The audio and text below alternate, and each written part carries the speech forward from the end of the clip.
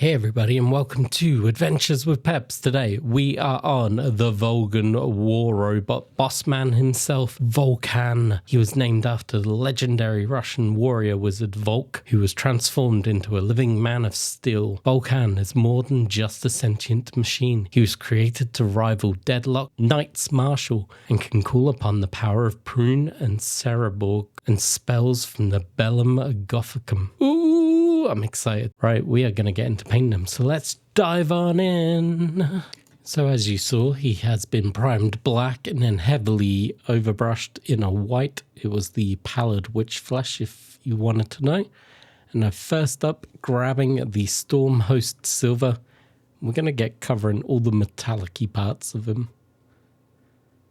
He has quite a lot. So you got his face, we're going to do his hat, his shoulder pads, his hammer, his sickle, the buttons on his coat. So I'm just going to take my time, work my way around the model, and you can catch up with me in a moment. And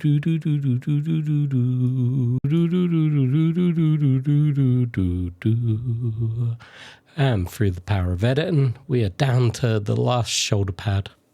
With all the silver now drying, we moved on to hardened leather, and I'm just covering his boots and the inside section of his coat. I wasn't really sure how to paint these parts because, I don't know, he's a robot. Does he wear brown boots? Does he wear hardened leather?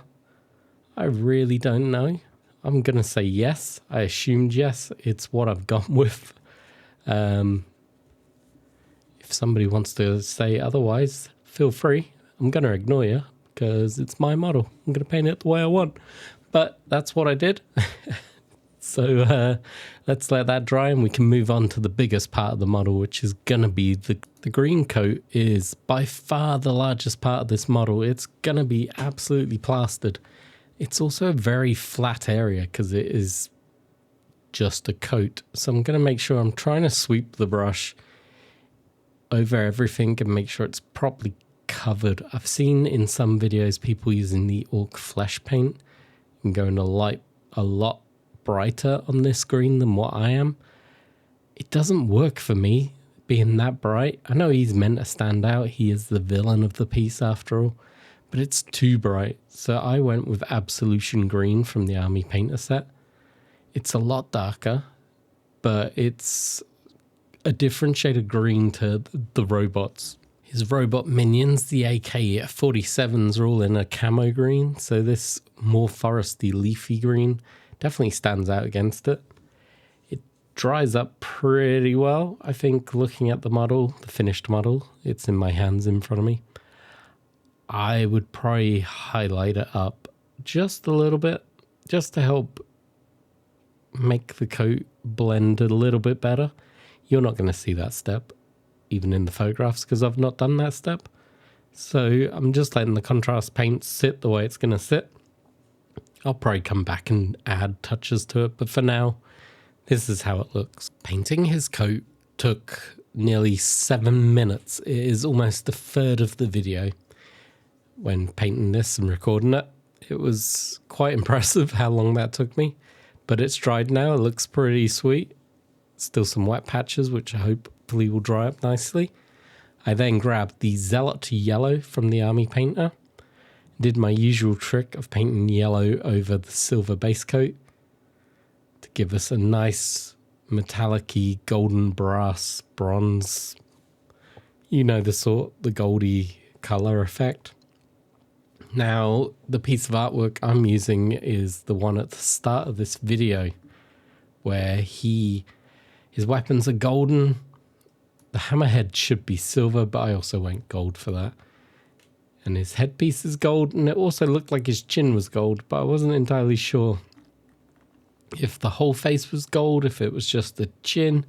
So I kind of just went a little bit of a mishmash and gently put some on his face just to give him a slight hint of gold.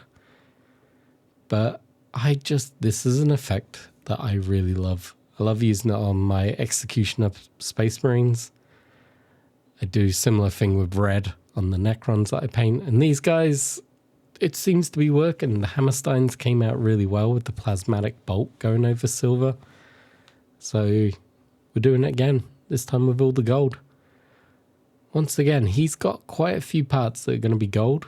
So this is going to take a little while. So why don't you just hit like, subscribe, and all that good stuff. Drop me a comment. Maybe drop me a link to where your painted figures are so I can come check out your social media or your channel. And yeah, we'll skip forward a little bit and you can see how it all looks once I got the paint on. With the yellow drying, I grab the Grim Black by the Army Painter and start filling it in his shoulder pads. Now at this stage, if you look at his hat, somehow I missed a giant piece. I don't know how. But that was just such skill on my behalf. Don't know how I missed it, but I did. But anyway, we're going to fill in all the shoulders with the Grim Black. We're also going to pick out the little circular dots on the hammer that have the Volgan symbol in. We're just going to fill that in as well. Nothing too exciting, but just taking my time. I don't want to mess up the logos that I've got going on. The little star on one side, the Volgan symbol on the other. Pretty happy with them, so I don't want to mess around too much here. Just cut in, make sure I got the paint next to the edges.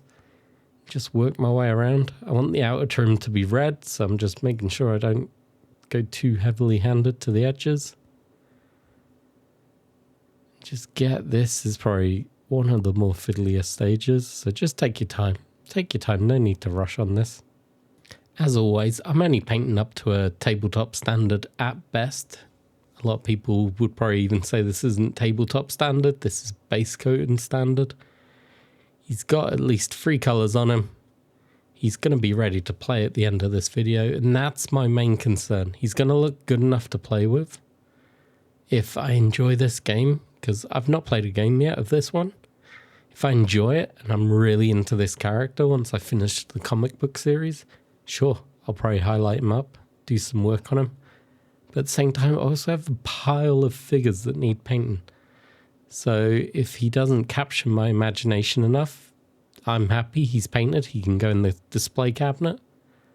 Whenever I want a game, I've got a painted figure of him. And if he never gets picked up again, at least he's painted. That is the point of these videos. I'm here to inspire you to put paint on a model, not win awards. There's better accounts out there that can teach you all that. So if you're looking for that kind of content, drop me a message and I'll lead you to some channels that I love to watch. But otherwise, if you just want to paint along, see if you can improve on my job, teach me some things as well as you're doing it, please do drop me a comment. Let me know how you do yours. Are you speed painting? Are you going the full paint route?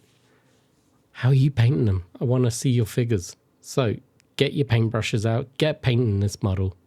Then drop me a link on where I can find your finished articles, please. Please, please. I really want to see them. Right, enough of me waffling. Let's jump forward a little bit. And here we go. Everything is now blocked in, pretty much. I got his eyes done, kinda, just, maybe. Ooh, got to do the logo on the hammer. But I'm pretty happy with how he's looking, so we're probably going to just finish up these logos. We'll call it here. The only other step I'm going to do, which I won't show you because it's pretty dull, I'm going to put Nuln oil over anything that's metallic once it's all dried, just to darken down the recesses. But yeah, I'll take some glamour shots. You can enjoy those with a little bit of music. And I hope you enjoyed. Like, yeah, he's great. He looks good from a distance. I'm happy with him. He's going to be good to play in a game. And I hope I've inspired you to do some painting. Until the next video, cheers for watching.